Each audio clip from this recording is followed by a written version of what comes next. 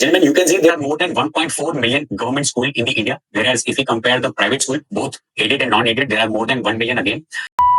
Talking about the higher education in India, actually, the gross enrollment ratio is very less when it comes to the higher education. Gentlemen, again, I have splitted the gross enrollment ratio over here in male and female. If you can see, gentlemen, there is a lot of difference when it comes to 2004 and 2005 between the enrollment ratio of male and female. जय हिंद everyone, I Vivek Pandey welcome you all in target defence forces. अगर आप एक defence aspirant हैं who are preparing for his upcoming SSB, then my dear friend, this video is for you only. क्योंकि इस video में शिवराज, जो एक डिफेंस एस्पायरेंट है, preparing for his SSC tech entry and an active member of target defence forces family, has delivered a wonderful presentation on the topic India's education system, जहां पर कुछ facts, figures and comparison उन्होंने cover किए हैं, जो इस video को काफी इंपॉर्टेंट एंड इंटरेस्टिंग बनाता है। रीजन बीइंग, आप लोग की एसएसबी में ग्रुप डिस्कशन के टाइम में आप लोग के पास पॉइंट्स नहीं होते मेनी टाइम्स, क्योंकि you are not well researched. तो हमने एक सीरीज स्टार्ट की है फॉर द प्रेजेंटेशन पार्ट, जहां पे कैंडिडेट खुद से रिसर्च करके एक ग्रुप में प्रेजेंटेशन डिलीवर करता है, the way Shivraj has done. इससे एक मोटिवेशन मिलता है बाकी कैंडिडेट्स को भी, और सेल्फ कॉन्फिडेंस जनरेट होता है, और साथ में you are equipped with good amount of facts and figures, जो आपकी प्रेजेंटेशन को बहुत ज्यादा पावरफुल बनाता है। सो अगर आप भी एक सच्चे डिफेंस एस्पायरेंट हैं और looking for a platform where you can practise till you SSB, then my dear friend, you are at the right place. क्योंकि टारगेट डिफेंस फोर्सेस प्रोवाइड करता है offline plus online classes, specially for working serving candidates, जहां पे आप अपनी SSB तक prepare कर सकते हैं, जहां पे हम daily lectures, news, PPND sessions, group discussions and presentations cover करते हैं with multiple mock interviews. And in past we have got great number of results also, and if you are a serious defense aspirant, just got yourself registered by providing your details in the given WhatsApp number. Rest we will take care of. So must watch the video till the end. Here we go. Very warm good evening to all ladies and gentlemen present over here. My name is Shivraj Singh Zala, and today I am going to give you all some of the insights related to the education in India. So gentlemen, before I start with some of my presentation, I would like to highlight some of the historic part of the Indian education system.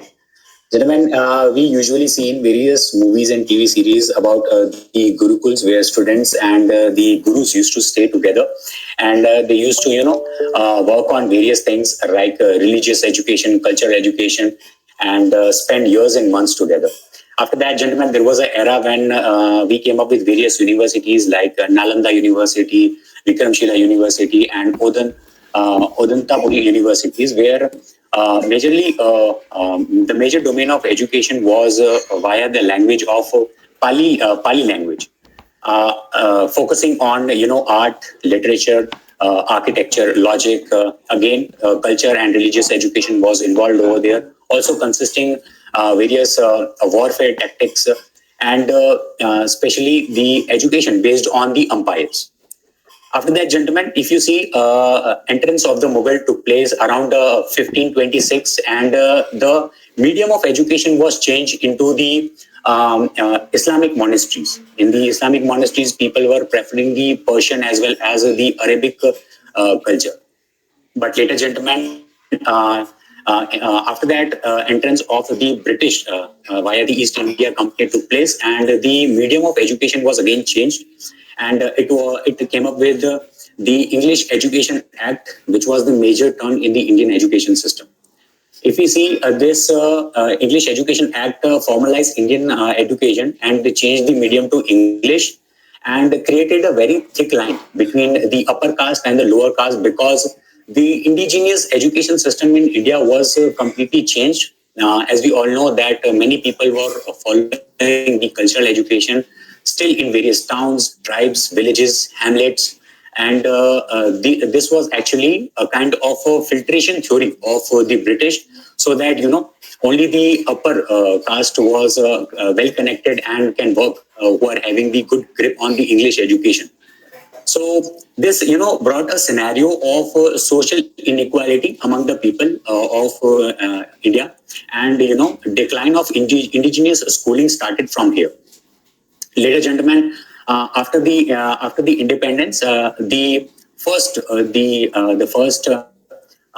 Minister of the Indian Education, the Muhammad Abdul Kalam Azad, and the first Prime Minister of the India, Dr. Jawaharlal Nehru, came up with the idea of uniformity in the Indian education system, promoting, diversification in universities. At that time, gentlemen, various bodies were introduced like the UGC, University Grant Commission, UEC, which is University Education Commission, Secondary Education System, and NCERT, which is National Council of Education and Research Training. This create and the establishment of various educational institutes like the IIT. The first IIT was established in 1956, if I'm not wrong. The IIT Kharagpur, it was IIT Kharagpur, and later various institutes like IIMs, All India Institute of Medical Science came into picture, which promoted diversification in the Indian education system. Now, gentlemen, over here, if you see, the major turn was the 42nd Amendment of 1976 during the time of emergency. Now, till 1976, gentlemen, the Indian education system was controlled by the state, and it was actually, formalized, or I can say the rules and regulation of the education system was controlled by the various states, like 28 states and various union territories, around 8 union territories of India. So, gentlemen, now after the 42nd Amendment, now it was the time of a central government to take over and to provide a syntax, or I can say the roadmap to the Indian education system, which can be followed by the states. Talking about, gentlemen, the current scenario is about the modernization of Indian education system. As we all know that National Education Policy 2020 came up with changes like from 10+2 to 5+3+3+4, and promoting vocational education, critical thinking, practical learning, as well as digitization in the education system. Gentlemen, the learning should be, conceptual understanding and the inclusive education, which will help students to not only mug up the theories, but also to implement this education and to further boost startup culture, entrepreneurship in the future. Gentlemen, this is the data related to the literacy rate in the India, starting from 1981 to the 2022. Gentlemen, this data is bifurcated into 3 sectors: the overall literacy rate, male literacy rate, and the female literacy rate. Gentlemen, if you see, there is a quality of increment in the overall literacy rate. On the other hand, if you see, gentlemen, there is a lot of cope up when it comes to the female literacy rate, covering the huge amount of area as compared to the male literacy rate. Yeah, over here in 1981, you can see that there is around more than 50% difference between male literacy rate and female literacy rate. But now, gentlemen, in 2022, you can see that there are around 13 to 14% is still remaining. Male literacy rate is in 2022, it was 83.45, but now, the female literacy rate is 69.1%. After that, gentlemen, if I talk about the current scenario, 2024, the current literacy rate, overall literacy rate is 77.7%. And talking about the male literacy rate, it is 84.7%. And gentlemen, in 2021, we saw that it was a 69.1% in the female literacy rate, but now, fortunately, it is more than 70%, 70.3%. And and we are hoping that it is continuously increasing in the coming years also. Gentlemen, over here, if we come up with various top 3 states who are doing very good in the literacy rate, and the bottom 3 states who are coming up with difficulties, or I can say various challenges to boost up their literacy rate. So first, I would like to address Kerala, Mizoram, and Delhi, having 96.2, 91.52, and 88.7% of literacy rate respectively. Gentlemen, if you see, these states are also coming up on the top because of their population as compared to the bottom state, because as we all know that Uttar Pradesh and Rajasthan actually majorly populated as compared to Mizoram and Kerala. So, gentlemen, the bottom state over here, Bihar, Rajasthan, and Uttar Pradesh, are having the 61.8, 66.11, and 67.88% of literacy rate, and keeping them in the bottom 3 when it comes to the literacy rate in India. Gentlemen, talking about the school in India, I have bifurcated this school into various sectors. The first one is the government schools. Second is the private school. In the private school, there are various, the two subdomains, the aided one and the non-aided one. The aided one actually are supported by the state government or the central government. And the third one is the schools for the disabled.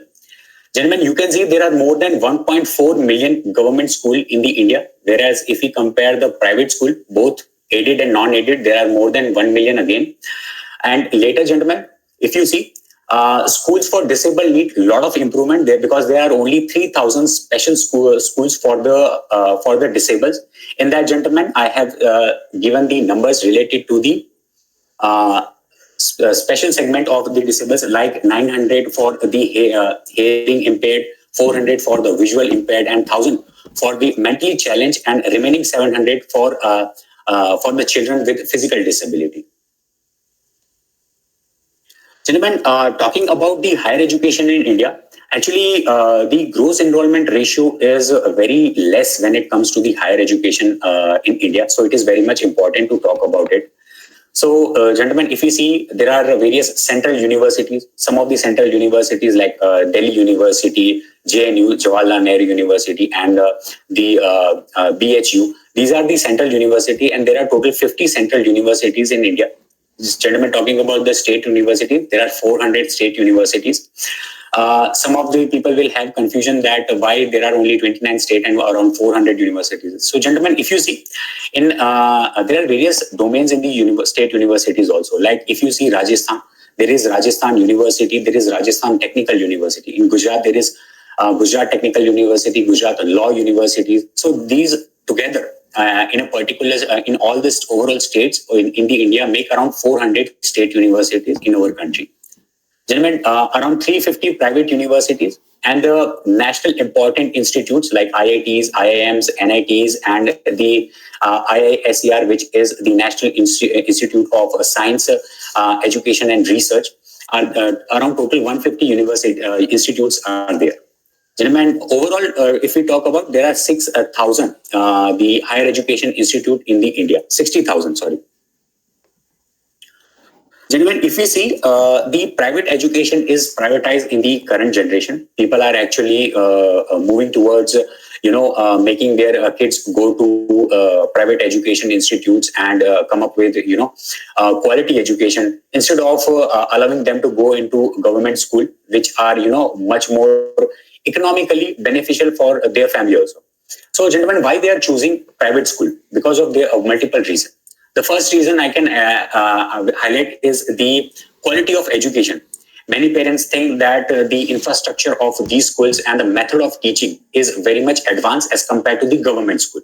Why? Because they have smart classes, they have digitization, infrastructures. In the infrastructure they have quality playgrounds, so that their kids can actually excel in various fields, not only academics but also in the sports and co-curriculars. Gentlemen, English medium instructions is very much important in the current scenario where the English communication skills is, can be very much good strength to the people, especially when it comes to the employment in the corporate and the government sector. So parents demand their kids to learn English communication skills, which is very much popular in the private schools. And gentlemen, facilities and infrastructure, as I said, that infrastructures like library, laboratories, hygiene, toilets, and a good amount of drinking water, playgrounds, and digitization, smart classes promote, good facilities and infrastructure for the learning of students. Co-curricular activities, gentlemen, various activities in various domains like arts, literature, poem, storytelling, culture programs. There is a lot of diversification in the co-curricular activities in the private schools. Gentlemen, teaching availability. Gentlemen, if you see, there are actually taking or looking on the benefits related to the teachers. Private teachers usually earn better than the government teacher. But gentlemen, if we talk about the government services and the benefits, they are more in the government teaching field. So, gentlemen, this actually attract good educators towards the private sector and to get into private school and to promote education in their interested field. After that, gentlemen, safety and environment. Parents feel that private schools provide, safer and more conductive learning environment for their children. Gentlemen, this is basically the trend in the school enrollment. I have split it into two domains. First is in the rural and the urban. Gentlemen, if you see in the rural area, people are actually majorly opting for the government school. Gentlemen, the major reason over here is that in the rural area, reach of private schooling is not possible, or I can say is not beneficial for the industrialist, or I can say the business owners of those private schools. So they have to keep the boundaries and to stay in the urban area where they can get much more benefits. Now, gentlemen, in the urban area, you can see that majorly people are choosing the unaided private school. And why unaided? Because they think that the private institutes and the industries are providing better facilities, which I mentioned earlier, in better way than the government schools. Gentlemen, this gross enrollment ratio is very much important. And if I would like to highlight that it is distributed into various sectors. First, it is a primary sector taking from class 1 to 5. You can see that the enrollment in the primary sector is very more. And after that, gentlemen, upper primary, in the primary sector, it is 103.4%. Whereas in the primary sector, which contains from class 6 to 8, it is 94.7%. In the secondary, which contain from class 9 to 10, it is 79.6%, and the higher secondary, which is about 11th and 12th standard, it is 57.6%, and the higher education, which is graduation level, it is 28.4%.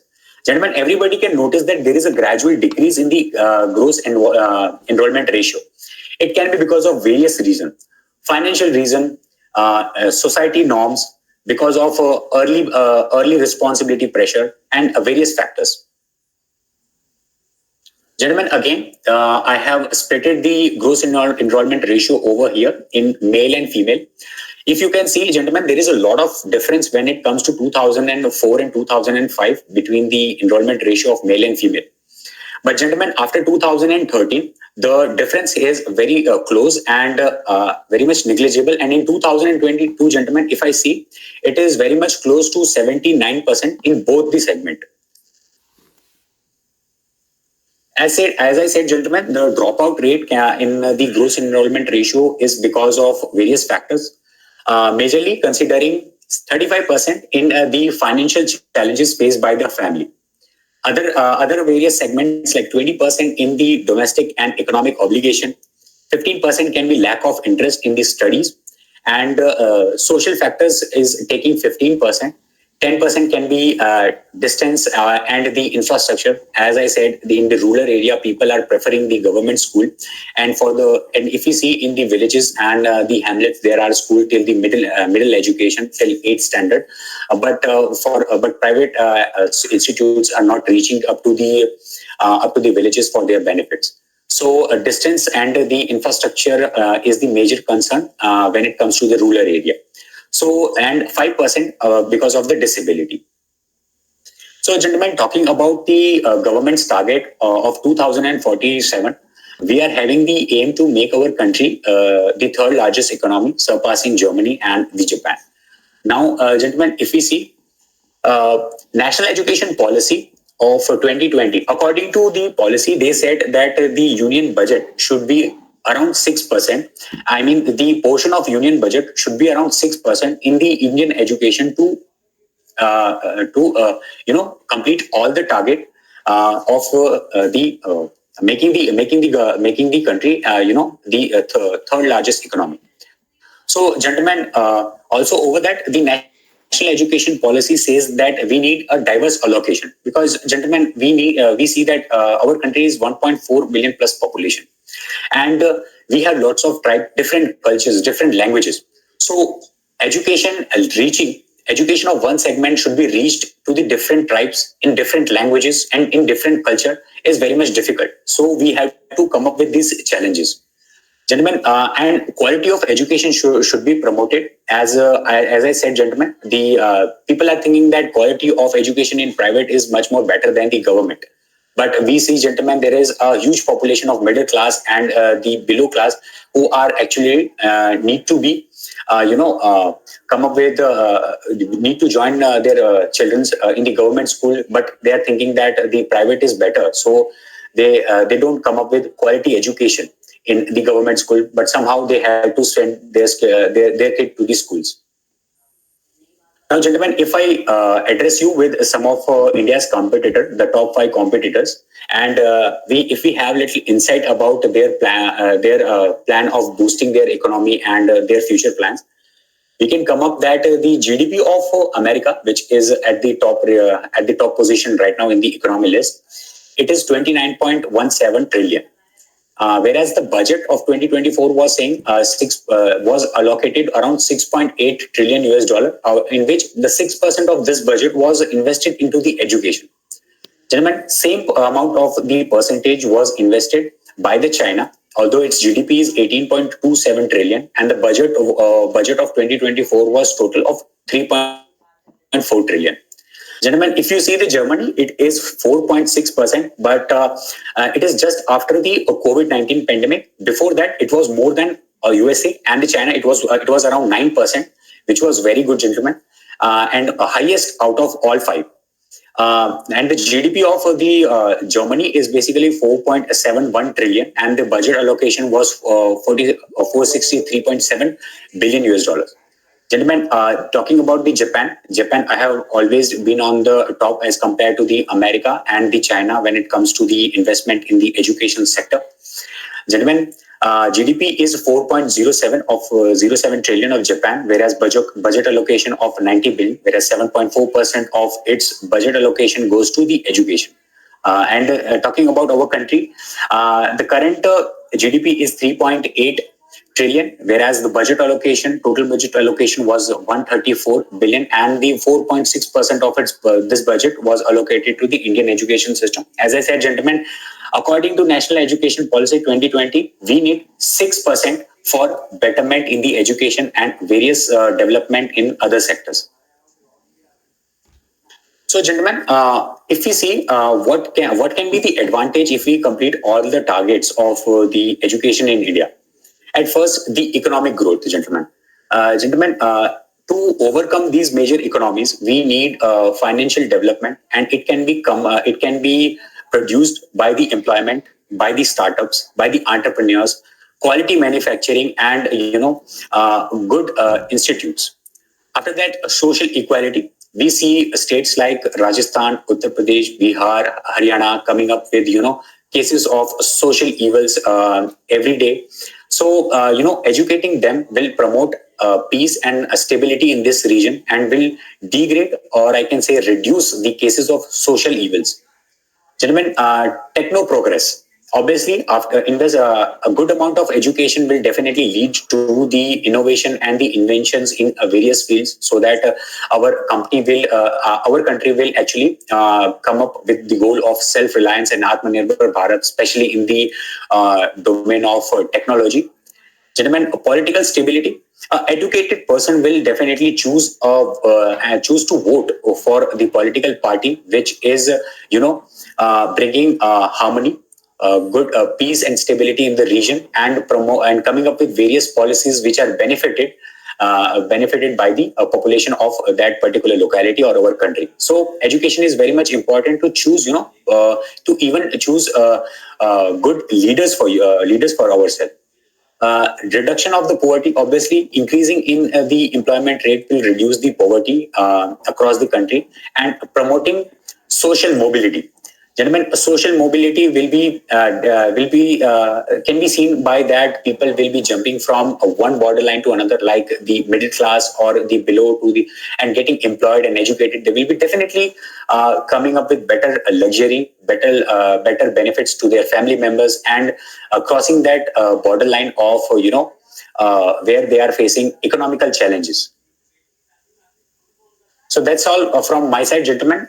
Thank you very much. And this is all about the Indian education and the various aspects. Thank you, gentlemen. Thank you so much, Sivraj. It was a wonderful presentation by you. So it was all about it. I wish you enjoyed the video.